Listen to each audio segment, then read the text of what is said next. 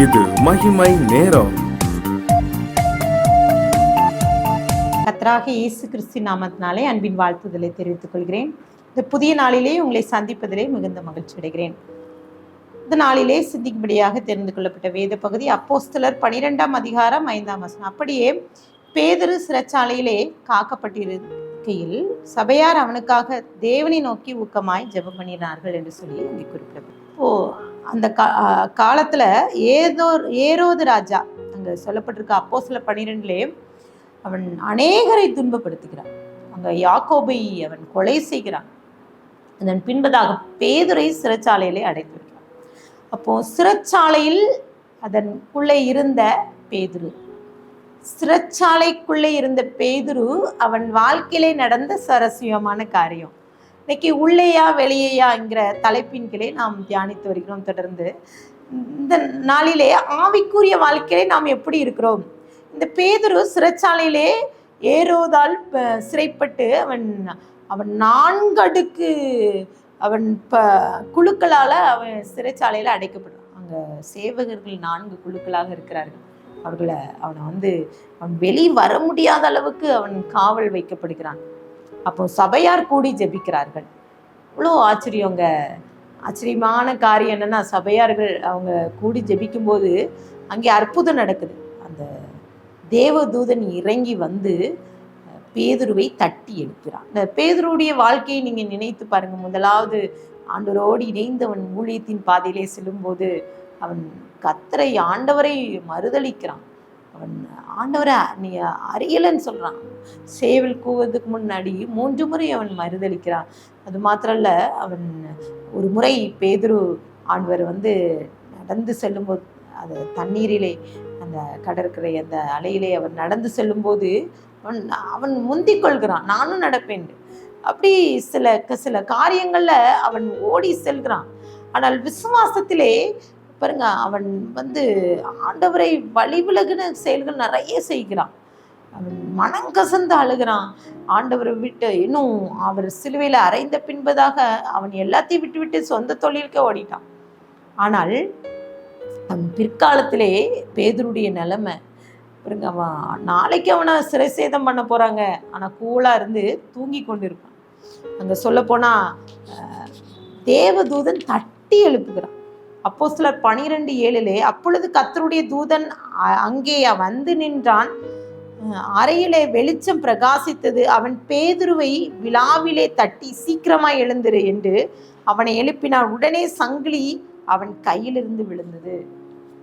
நல்லா தூங்கிட்டு இருக்கான். இன்னைக்கு சில நேரங்களில் பிரச்சனை வரும்போது யாருக்காவது தூக்கம் வருமா?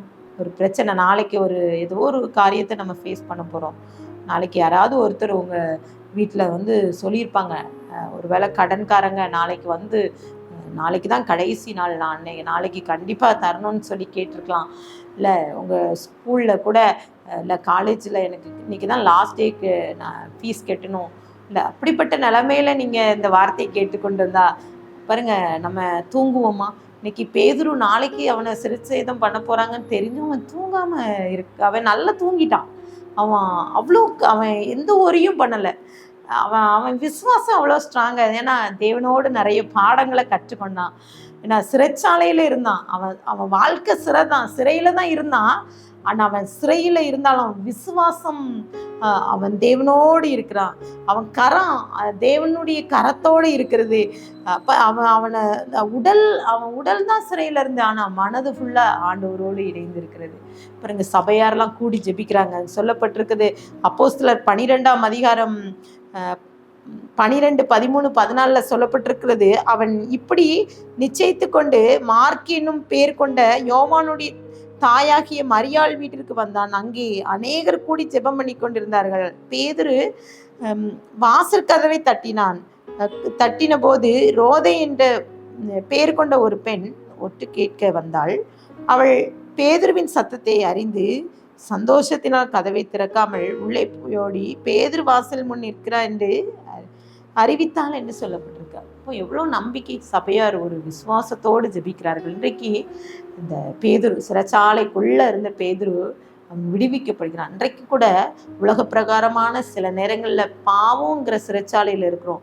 வியாதிங்கிற சிறைச்சாலையில், இன்னைக்கு கடனுங்கிற சிறைச்சாலையில் இருக்கிறோம், ஏதோ ஒரு சிறைச்சாலையில் நம்ம அடையப்பட்டு இருக்கோம்ல. கர்த்தர் இன்றைக்கு பேதுருவை அவன் மீட்டெடுத்து பிறகு தூதன் தட்டி எழுப்புகிறான். அன்றைக்கு கூட நம்பிக்கை அச்சு போய் இந்த வார்த்தையை கேட்டுக்கொண்டிருக்கிறான். ஒருவேளை சிறைச்சாலையில் இருந்த பேதுரு போல விடுதலை, ஒருவேளை இதே போலதான் குடும்பங்கிற சிறைச்சாலையில் சில நேரங்களில் உறவினர்களால் ஒரு புறக்கணிக்கப்பட்ட தனிமைங்கிற ஒரு சிறைச்சாலையில நீங்க இந்த வார்த்தையை கேட்டுக்கணும். ஒருவேளை உங்க உங்க உங்க சொந்தம் பந்தம், ஒருவேளை உங்க பிள்ளைகள் கூட உங்களை விட்டு விட்டு நீங்க தனியாக இருந்து கொண்டு இந்த வார்த்தையை கேட்டுக்கொண்டு இருக்கிறார்.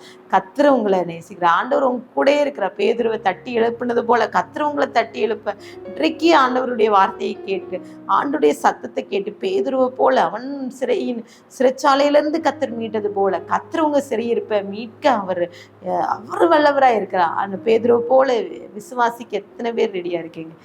நம்ம சிறைச்சாலை அனுபவத்தை கர்த்தர் அவர் அற்புதமாக கர்த்தர் அதிசயமாக கர்த்தர் மாற்ற வல்லவராக இருக்கிறார். ஆண்டவர்கிட்ட கேட்கலாமா?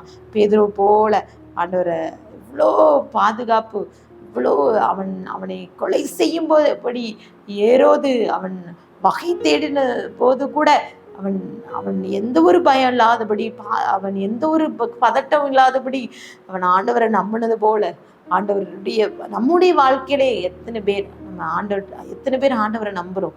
கர்த்தர் இந்த பிரச்சனையிலேருந்து எனக்கு விடுதலை தருவார், இந்த கடனை கர்த்தர் அடைத்து தருவார்னு எத்தனை பேர் நம்புறீங்க?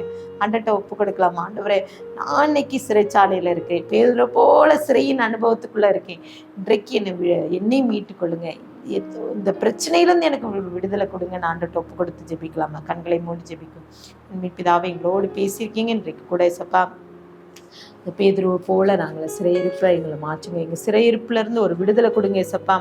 அப்பா, நாங்கள் ஏசப்பா அந்த கட்டுகளோடு இருக்கிறோம் ஏசப்பா, வியாதிங்கிற கட்டுகளோடு இருக்கிற பிள்ளைகளப்பா, இந்த வார்த்தையை கேட்டுக்கொண்டு இருக்கிற ஒவ்வொருவரையும் நீங்கள் தொடுங்க ஏசப்பா.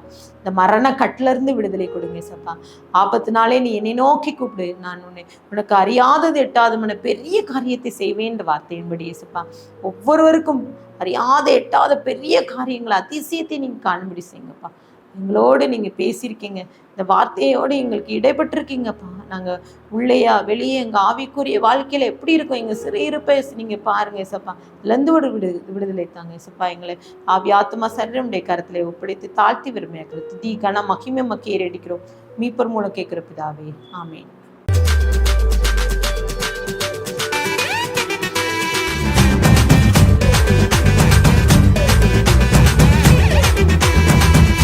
மகிமை மகிமை மகிமை மகிமை மகிமை